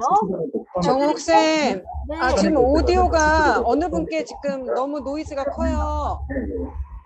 박산주님 건지 오디오가 자. 지금 너무 됐어요. 예. 됐어요? 네. 자, 이렇게 보시면 이해가 되실 거예요. 자, 그러면 우리가 아미타전, 극락전에 갔다 그러면 아미타불이 주불이고 관세음보살과 대세지보살이 있다. 자, 이렇게 외워두시면 됩니다. 자, 그리고 아미타불 뒤에 호불탱화, 이제 뒤에 있는 그림은 극락정토의 그림이에요. 그래서 보통 아미타 극락 회상도라는 그림이 걸려져 있습니다. 자, 이게 세트예요. 세트로 갑니다. 이렇게. 자, 이렇게 기억해 두시면 돼요.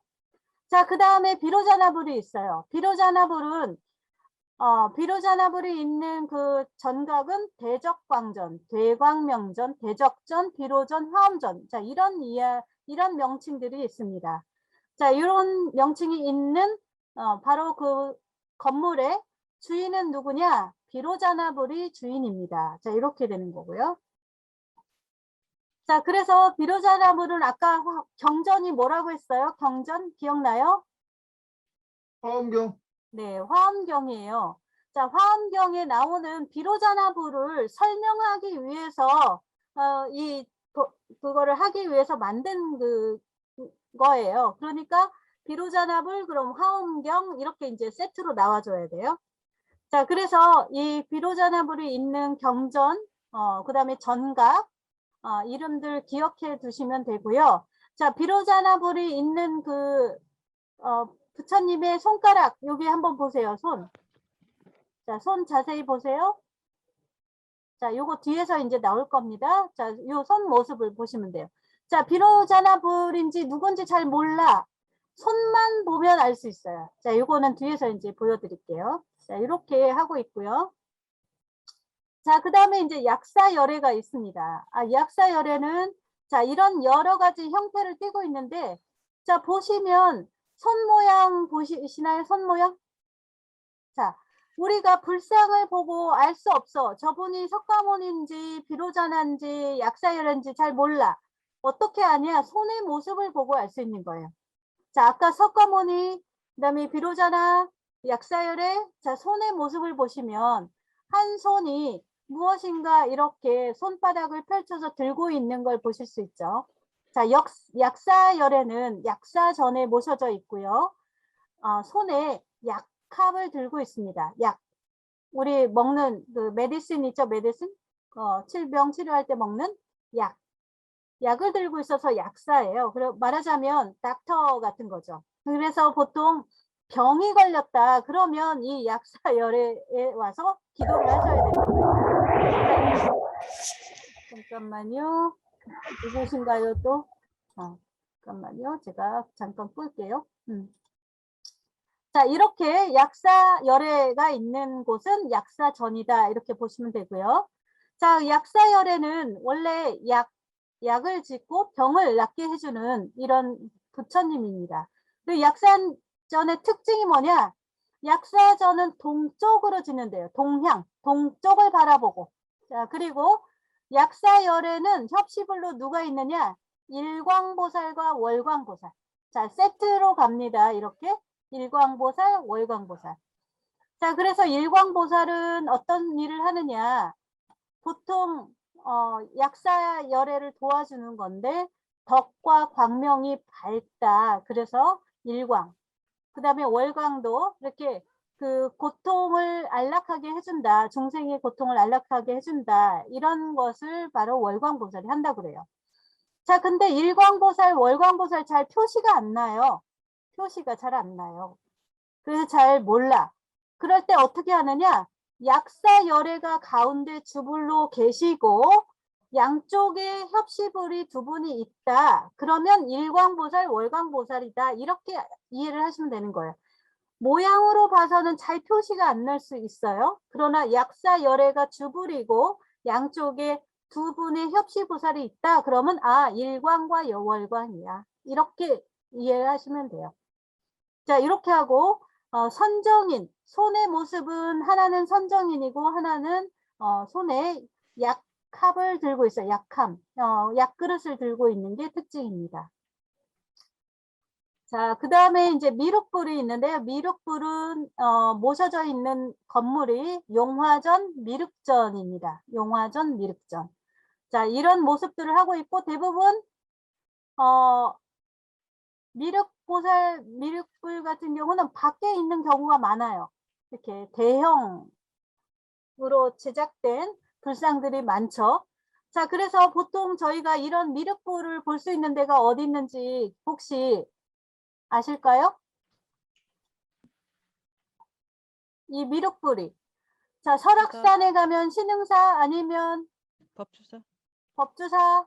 법주사. 네, 법주사. 자, 왼쪽에 있는 사진 두 개는 수리하기 전과 후의 사진이고요. 법주사의 사진입니다. 미륵불. 예, 그리고 자, 요거는 뒤에서 요거는 이제 보여드릴게요. 요거는 이제 미륵불인데 요거는 이제 실내에 위치해 있어요. 그리고 우리나라 같은 경우 특히 미륵불, 미륵 사상이 발달해 가지고요. 이 미륵불이 발달한 그 미륵이 있는 곳이 굉장히 많아요. 아마 여기는 아마 모르실 것 같은데 안성에 가면 안성 도시 전체가 미륵불이에요. 나중에 혹시 뭐 답사할 기회가 된다면 굉장히 흥미로운 곳인데 이런 것도 있을 수 있습니다. 자, 이런 미륵불이 있는 거고요. 자, 지금 미륵불은 보통 미래의 부처님이에요. 미래의 부처님이 있는 미래의 부처님을 미륵불이라고 하고요. 이런 미륵불이 있는 세계, 그 세계를 용화세계라고 해요. 용화세계. 그래서 그 건물 이름을 용화전이라고 하는 거예요.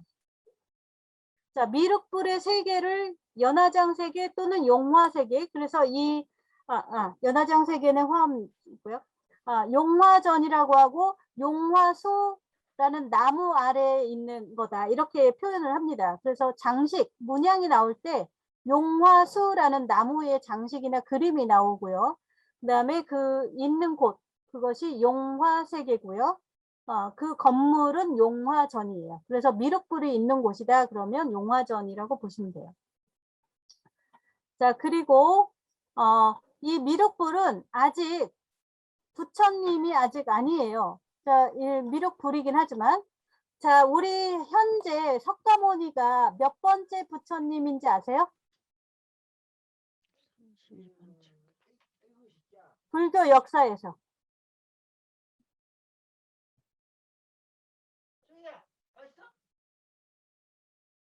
자, 7번째. 7번째. 그러면 앞에 과거불이라고 해서 과거불의 이름들이 또 나와요. 굉장히 이제 그것도 복잡하고 어려운데. 자, 그리고 미래에 오실 부처님, 메시아예요. 기독교에서 얘기하는 메시아. 미륵불이 오는 거는 이제 미래에 올 부처님이에요. 아직 부처님이 아직 안 된 거예요. 그래서 이런 경우에 이제 부처님이긴 하지만 미륵보살이라고 얘기해요. 보살. 왜냐면 부처님이 아직 안 됐기 때문에. 자, 그래서 미륵불이라고도 하고 미륵보살이라고도 합니다. 그래서 이런 차이가 있습니다. 자, 그 다음에 이제 부처님의 이야기는 다 했고요. 자, 근데 부처님이 1000명이 있어요. 1000명. 부처님이. 어떤 경우는 3000명이 있어요. 3000명. 자, 이런 것들을 천불전이라고 해요. 천불전. 그 부처님이 1000명이 있는 거예요. 자, 그리고 어떤 경우는 자, 3000명. 자, 이렇게 많은 곳들이 있는 전가, 그래서 천불전이라고 하거나 삼천불전 이런 특별한 전각들이 있습니다.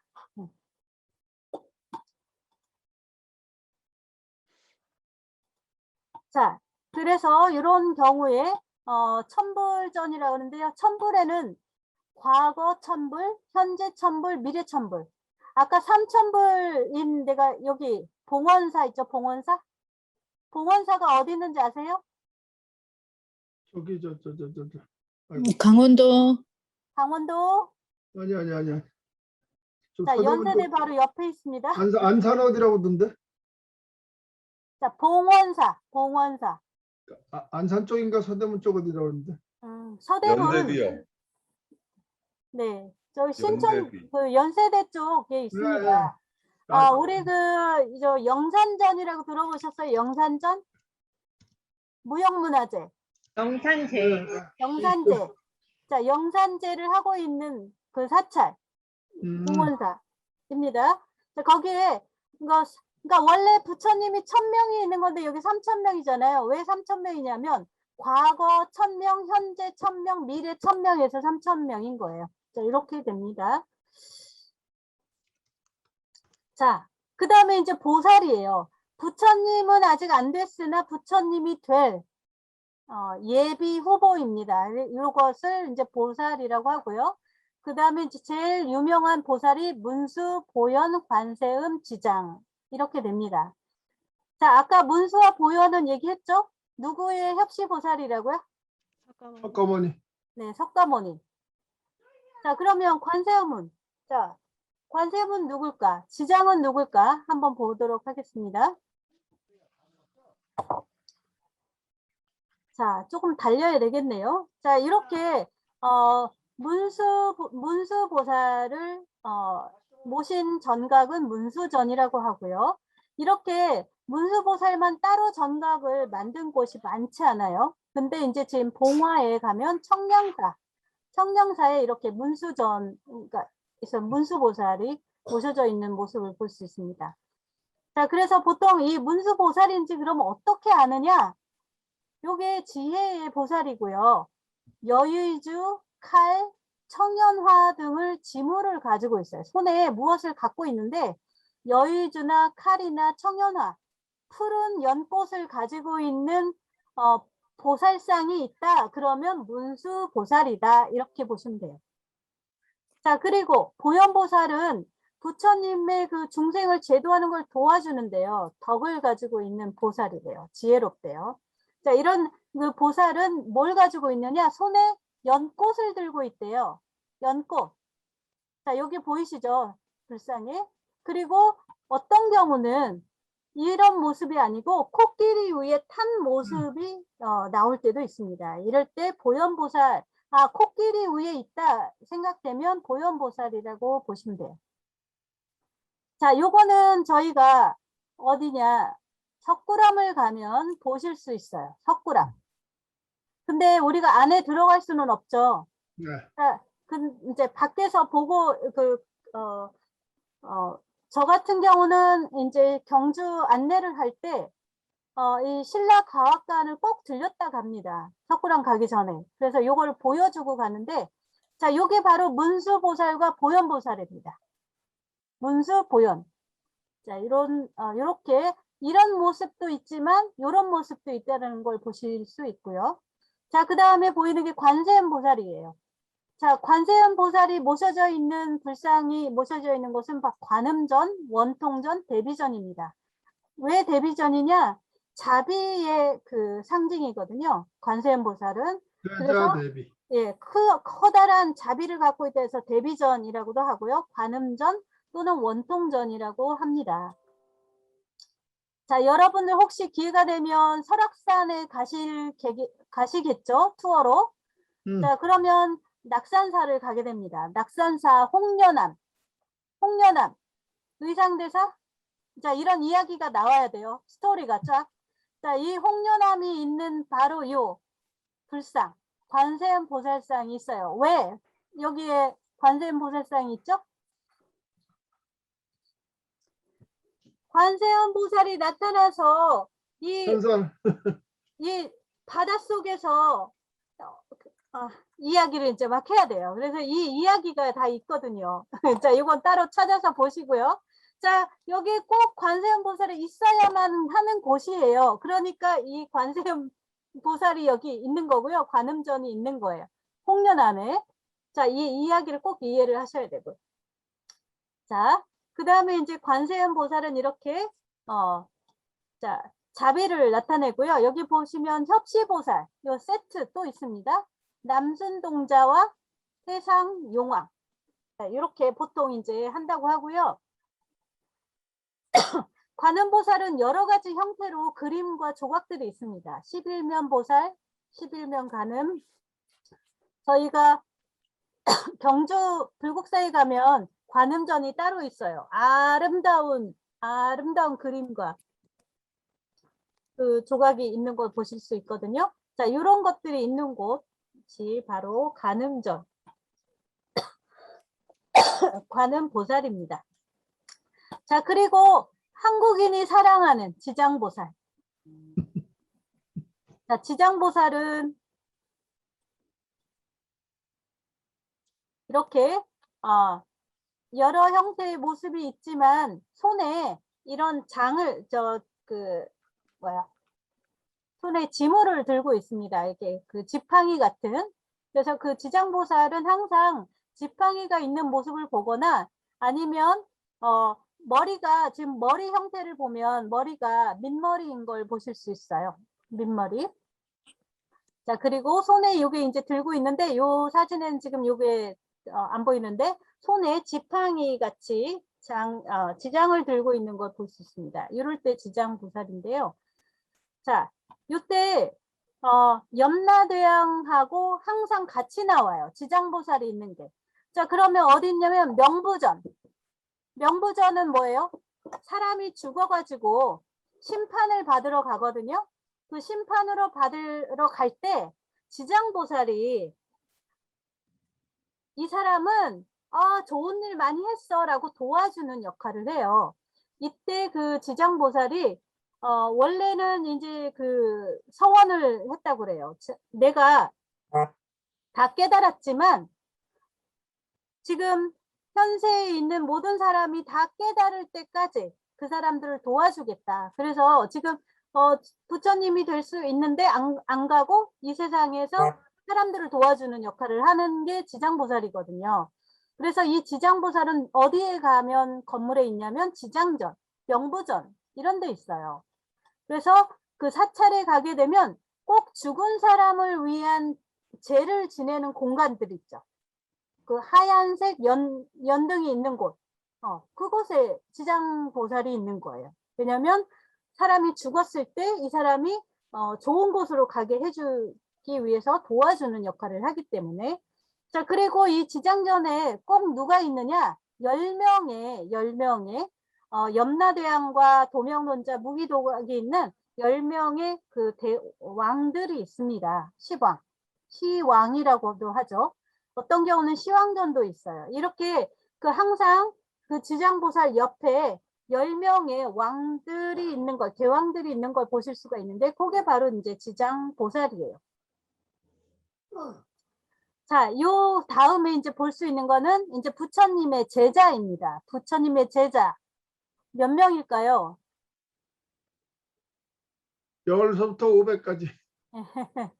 자, 예수님의 제자는 몇 명이죠? 12 이름 다 외우시나요? 대충. 자, 예수님의 제자는 12명인데 부처님의 제자는 10명이에요. 자, 이렇게 돼 있고요. 자, 요거 보시면 이렇게 그 부처님의 제자를 이렇게 표현을 해놓은 사찰이 많지 않아요. 어디 가면 볼 수 있느냐? 네, 석굴암에 가면 요게 볼 수가 있습니다. 굉장히 자, 석굴암의 그 본전을 중심으로 해서 오른쪽 왼쪽 5명씩 나눠져 있는 걸 보실 수가 있습니다. 자, 그 부처님의 제자가 있는 건 10대 제자 또는 16성, 500성, 500나한 들어보셨죠? 500나한. 자, 이런 경우 1200 아라한 이런 경우 다 부처님의 제자를 표현한 겁니다. 자, 이렇게 부처님의 제자의 상을 만들어 놓은 것, 이런 곳이 바로 응진전 또는 나한전입니다. 자, 요게 그 부처님 그 불국사 석굴암에 가시면 자, 본전불 가운데 부처님이 계시고요. 자, 오른쪽으로 5명, 왼쪽으로 5명 이렇게 해갖고 10대 제자가 있는 거예요. 그 다음에 그 가운데 11명 관음 보살도 있고 이렇게 이제 자 그림을 보실 수가 있는데요. 자, 요거는 나중에 자료 내가 올려놔 드릴 테니까 한번 보세요. 자, 이렇게 해서 보실 수가 있고 이렇게 아이고 그림이 이렇게 갔네. 자, 이렇게 요런 모습을 하고 있는 것도 나한이에요. 나한. 자, 그 부처님의 제자들의 모습을 제각각 그려놓은 것들이에요. 어떤 경우는 500나한전, 나한전 이렇게 표현이 되어 있습니다. 자, 그 다음에 이제 있는 정각이 바로 조사. 그 큰 스님들이 계신 곳이에요. 자, 이 보이는 사진. 이게 굉장히 유명한 사진입니다. 불상입니다.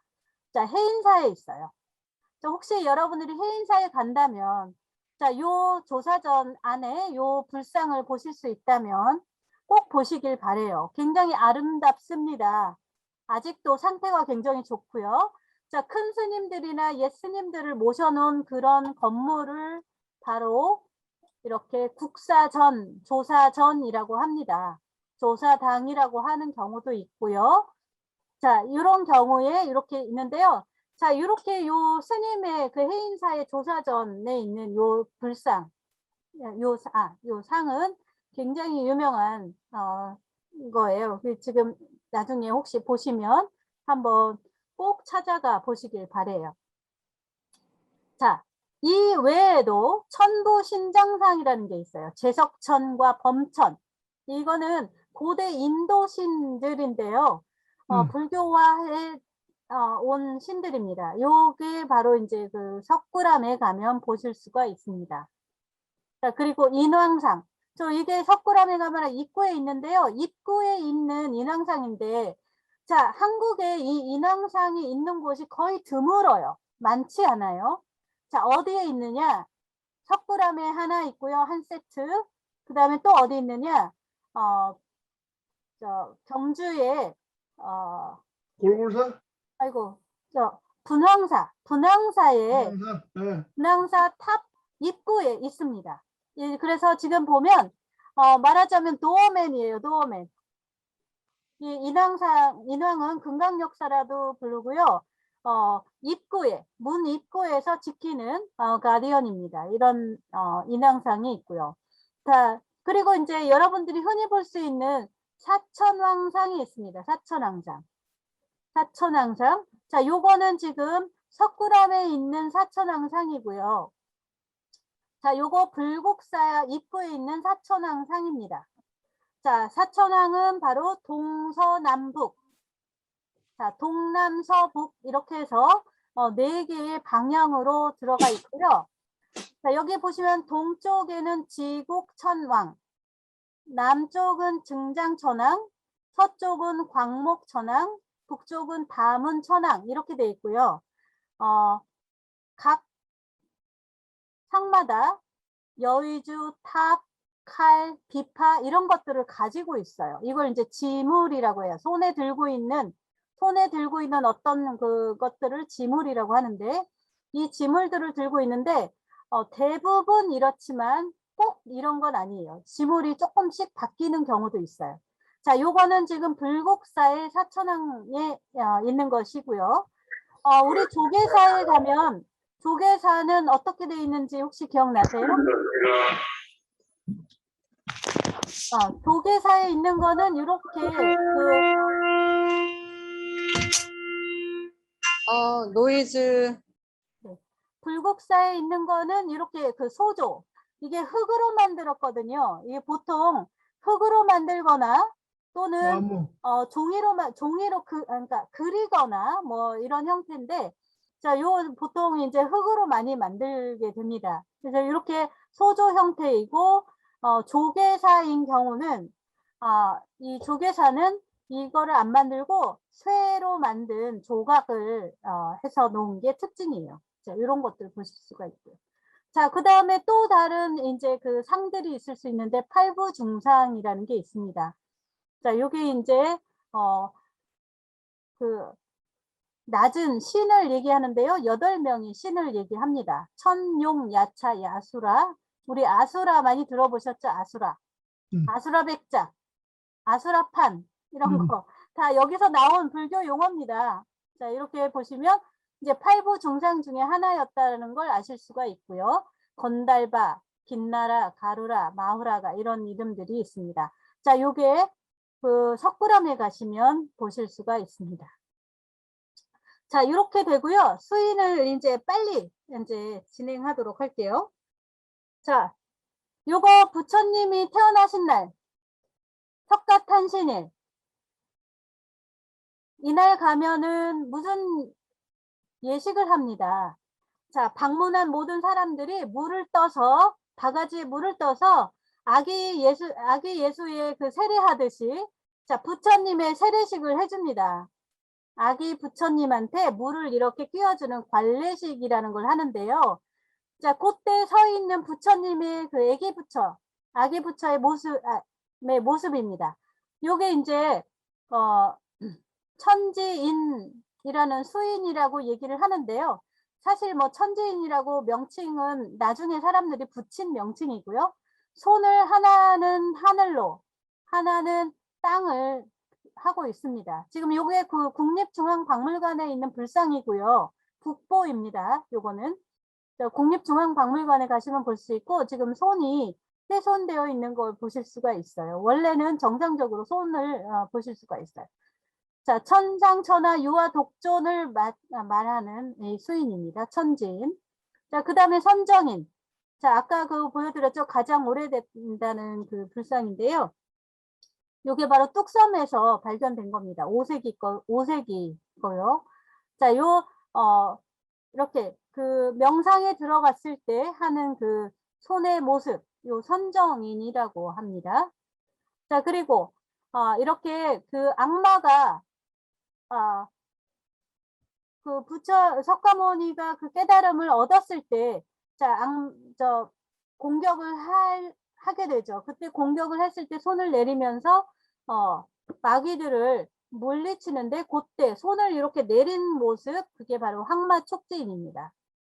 자, 그리고 설법을 하는 게 이제 설법인인데요. 한국에서는 이런 설법인이 흔치 않습니다. 이런 설법인이 있고요. 그다음에 시무웨인이라고 해서 손을 하나는 이렇게 펼쳐서 보여주고 하나는 손을 내려서 펼쳐진 모습. 자, 요 세트로 보통 많이 하는데요. 이게 이제 시무웨인 하고 여원인 이렇게 두 개가 합쳐진 겁니다. 그래서 두려워하지 마라. 그리고 소원을 다 들어줄게. 소원을 말해봐. 이겁니다. 바로. 자, 요게 시무 여원입니다. 여원인이고요. 자, 그 다음에 요게 이제 아미타 정현이라는 건데요. 이 손의 모습이 9개가 나옵니다. 9개가. 근데 어떤 경우 이게 이제 모두 9개를 보여주는 게 아니고요. 9개 중에서 1개를 표현을 보통 합니다. 자, 그래서 지금 현재 있는 사진 같은 경우는 중품 중생을 나타내요. 가운데 손가락입니다. 이 손가락이 이렇게 3개를 가지고 얘기를 하는데요. 이제 가운데 가지고 이렇게 했을 때 중품 중생, 아래 것 요거를 했을 때 하품 하생, 첫 번째 거 했을 때 상품 상생, 자 이렇게 표현을 합니다. 자 이렇게 해서 아미타 구품이라는 것을 표현을 하고요. 자 그 다음에 직원인. 자 요거 기억나나요? 아까 어떤 불상이었는지? 비로자나. 네, 자 비로자나불의 불상이 보여주는 수인입니다. 자 직원인이라고 하고요. 자 손에 이렇게 뭔가 약 같은 걸 들고 있어요. 이렇게 약함. 자 요거를 약기인이라고 얘기를 합니다. 자 그리고 이런 거 말고 500랑안이나 이런 데 가면요 손에 뭐 이런 거 저런 거 많이 들고 있어요. 자 이런 거를 전체 토탈 개인이라고 합니다. 개인. 자 여러 가지 법구나 무구들을 들고 있습니다. 자 그리고 이제 그 부처님의 옷 스타일링을 좀 볼게요. 자 기억나나요? 간다라 스타일과 마투라 스타일. 자 마투라 스타일은 거의 시스루 같았어요. 아니면 어깨 상체를 완전 벗은 경우 거의 그렇게 보였죠. 자 이게 보면 저희가 2가지 스타일이 보통 한국에서 보이는데요. 자 양 어깨를 모두 다 옷을 다 걸쳤어요. 자 요거는 통견이라고 합니다. 통견. 자 그리고 한쪽 어깨를 내놓았죠. 자 요게 남방불교 쪽에서 많이 보실 수 있어요. 스님들이 어깨 하나 내놓고 다니잖아요. 자, 이렇게. 자, 요게 우견 편단 또는 편단 우견 이렇게 얘기를 합니다. 한국에서는 요거 대신에 색깔로 어깨 하나를 이렇게 합니다. 그 예식을 할 때나 이렇게. 자, 이렇게 그 가사 옷 형태는 이렇게 2가지로 이 얘기를 합니다. 자, 그 다음에 이제 불상에 명칭이 있어요. 자, 저희가 국립중앙박물관을 가잖아요. 자, 그러면 이름이 붙어 있습니다. 자, 금제 아미타불 좌상 이렇게 되어 있어요.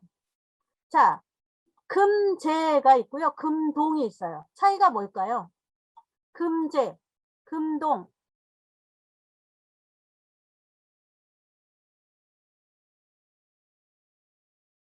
자, 금제와 금동. 저희가 박물관에 가면 어떤 거는 금제로 되어 있고요. 어떤 거는 금동으로 되어 있어요. 뭘까요? 금제는 퓨어 골드이고 금동은 구리랑 섞인 거 아니에요? 자, 금제, 은제는요. 금으로 만들면 금제고요. 은제 그러면 은으로 만들어지면 은제예요. 근데 합금 섞인 거 있죠? 자, 그러면 금동이에요. 섞인 거. 자, 이렇게 지금 이정화 쌤이 얘기한 대로 이게 퓨레 골드냐 퓨레 실버냐 그거를 표현하는 게 금제, 은제로 나타내고요. 그게 아니고 섞인 합금이다. 이럴 경우는 금동, 은동 이렇게 되는 겁니다. 자, 이렇게 되고요. 그 다음에 그래서 이름을 붙일 때는 첫 번째 재질, 재료를 붙입니다. 재료. 그 다음에 불상의 이름, 불상의 이름. 그 다음에 자세. 불상이 서 있느냐, 앉아 있느냐, 누워 있느냐 이렇게 나눠질 수가 있어요. 자, 그래서 지금 옆에 보이는 거는 금으로 만든 금제, 아미타불이에요. 아미타불. 근데 앉아 있어요. 그래서 금제 아미타불 좌상입니다. 이렇게 이름이 붙여집니다. 자, 그리고 불상의 재료는 나무도 있고 돌도 있고 금동도 있고 은제도 있고 철조도 있고 건칠도 있어요. 아마 다른 건 다 아실 것 같고요. 건칠이 뭔지 아실까요? 혹시 종이로 해가지고 색깔 칠한 거 아닌가요? 자, 건칠은 기본적으로 오칠을 한 불상을 말합니다. 그래서 종이일 수도 있고요. 나무일 수도 있어요. 그러니까 오칠을 한 것. 그래서 건칠은 이 오칠을 한 불상을 얘기합니다. 그래서 이런 건칠 불상이 있고요. 아직 우리나라에 여기 없는데 등신불이 있어요. 등신불. 저 불국사에 가시면 대웅전 뒤에 무설전에 등신불을 모조로 만들어 놓은 게 있어요. 자, 거기에 옛날에 스님들이 좌선을 명상을 하다가 그냥 사망을 합니다. 그 사망한 거를 그대로 불상으로 만들어요. 등신불. 네, 그게 이제 요게 굉장히 특이한 경우거든요. 그러니까 말하자면 미라를 만드는 거죠. 네, 이런 형태가 있습니다. 그게 중국에 있어요. 그 한국에 유명한 그 왕자가 갑자기 이름이 기억이 안 나요. 뭐였죠? 김교각. 김교각 그 신라의 왕자였는데 중국에 가서 등신불이 됐어요. 네. 그래서 그 등신불을 그대로 불상으로 만들었고요. 그 등신불을 중국에 있으니까 우리가 가져올 수 없잖아요. 그래서 그 모양과 그것을 따서 하나 불상을 만들었고 그 불상이 바로 불국사 뒤 무설전에 모셔져 있습니다. 그러니까 여러분들이 그것도 아시면 좋을 것 같아요. 자, 이렇게 되고요. 자, 그 다음에 이제 불상 용어를 보게 되면, 자, 아까 그 머리 꼬불꼬불한 머리 있죠? 자, 머리 이렇게 상투를 얹었어요. 자, 그게 이제 6개. 그러니까 머리가 꼬불꼬불한 걸 나발이라고 하고, 그 위에 상투가 얹어진 게 6개라고 합니다. 그리고 목에 3개의 선이 있다고 그랬죠. 목에 목을 3도. 그 다음에 부처님의 그 불상의 옷. 자, 그걸 법의라고 하고요. 자, 한쪽만 가려지고 한쪽이 보여지는 걸 우견 편단, 편단 우견 이렇게 얘기하고 양쪽 다 덮여 있는 걸 통견이라고 하고요. 자, 그리고 자세가 서 있는 거를 입상이라고 하고요. 입상, 서 있는 거. 앉아 있는 걸 좌상이라고 하고요. 근데 좌상인데 다리를 겹친 걸 결과부자라고 하고요. 자, 그리고 좌대가 있는데 좌대에 연꽃이 위로 폈어요. 이거를 악년이라고 해요. 악년, 위로. 그 다음에 연꽃이 바닥으로 이렇게 보고 있어요. 이걸 복년이라고 합니다. 자, 이렇게 해서 이 용어까지 다 마쳤습니다.